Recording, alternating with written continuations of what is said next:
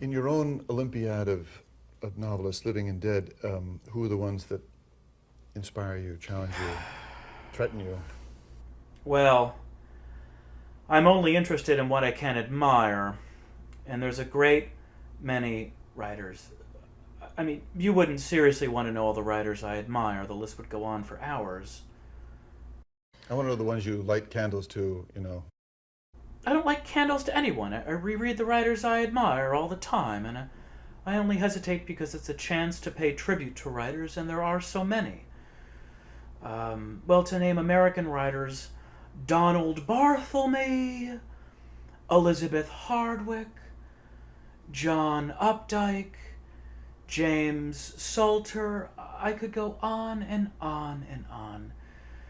Some younger writers, Deborah Eisenberg, Darrell Pinckney. I'm sure I'm forgetting 10 other writers I revere and admire and am stimulated by, but I don't light candles to other writers. I am a writer. Does a surgeon light candles to other surgeons?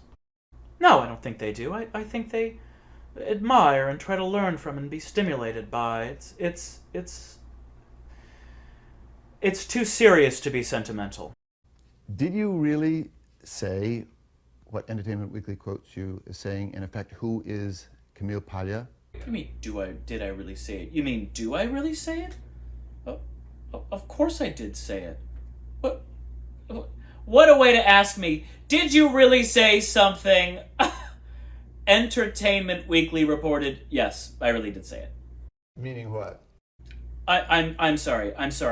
Are we not speaking English? Had you not heard about her or proved her? I think if I say who is Camille Paglia, no, I didn't say that. Listen, I don't read Entertainment Weekly. Why don't you ask me a direct question? Excuse me. Had you really not read or... Until about 2.5 weeks ago, I had never heard of Camille Paglia. That is correct. I then made this statement, and a number of people did me the kindness of sending me Xeroxes of some interviews that she has given, with remarks about me circled in red. So I am now familiar, to that extent, with Camille Paglia. But I don't consider that being familiar with someone. And until about 2.5 weeks ago, I'd never heard of her. I was intrigued because she's interested in a lot of the things that you write about in this book, including Italian Catholic paganism and feminism and... Well, I wouldn't know that, would I? You'd be surprised at all the things I don't know, because I know a lot of other things, and I read all the time, and I don't think I'm wasting my time in what I do read, so... One can't read everything. Does pop culture interest you? I don't think in those terms. I don't use those categories. I'm sorry, I'm a working writer who has a lot of interests. And there's no point in asking me if I have a lot of other interests. I could make you a very, very long list of things I'm interested in. I'm interested in neurology. I'm interested in art history. I'm interested, etc., etc. It'd be pretentious to go on. Therefore, you have some other agenda, and it's not mine. You know, I have a lot to think about, and a lot to read, and a lot to study, and a lot to entertain myself with. And it isn't based on the entertainment culture. Although I'm sure there are some things I like and enjoy that some people would call pop culture, but I don't use that language. I guess I have a more complicated view. So I think of you as one who sort of sees it all in a certain way and then distills. And I guess I wonder where do you draw the line in between I don't. culture I and don't. the culture? I don't think that way. You're making this into a very contentious situation, and I'm not comfortable with this. These are journalistic terms. I'm not drawing lines. I'm not a pundit. I'm just staying at home and listening to music and thinking and doing my writing, and I go out for a very specific occasion that interests me to a museum, a gallery, an opera, the ballet.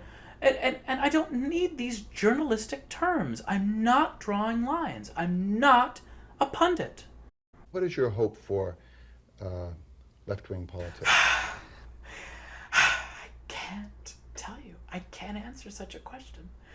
I don't have sound bites. I'm sorry. I just don't. make it as long. No. I don't think that way. You'll have to get someone smarter for your program. I haven't the faintest idea. I'd have to go off in the corner and think for 3 days to answer such a question. I don't have answers like that on the tip of my tongue. You know, I've been in a lot of interviews. I've never been asked questions like these. Do people really have answers to such questions? No, some do, some don't. I guess I assume that Susan Sontag has answers for everything. I guess you got the wrong idea. I don't know who you think I am. I'm not a performing artist. I'm not Gore Vidal, whom, by the way, I admire. Just a writer, trying to do my best. Just publish a novel. That's all I can say. As a novelist and as a citizen, as a reader and an observer, don't you find yourself almost inevitably drawn to the television set, to the so-called popular questions, the questions of what most people are seeing as art, thinking, being sold?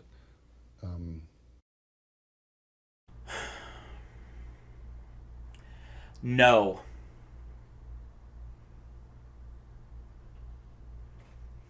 No, I don't. And you know I don't. I've said it in countless interviews.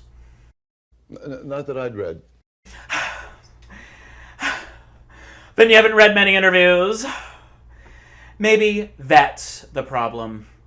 No, I'm not drawn, and I'm not drawn precisely for the reasons that you think I ought to be drawn, which is to say as a reader and a writer and all those other things. Clearly you think I should. I think I shouldn't, so there's another disagreement.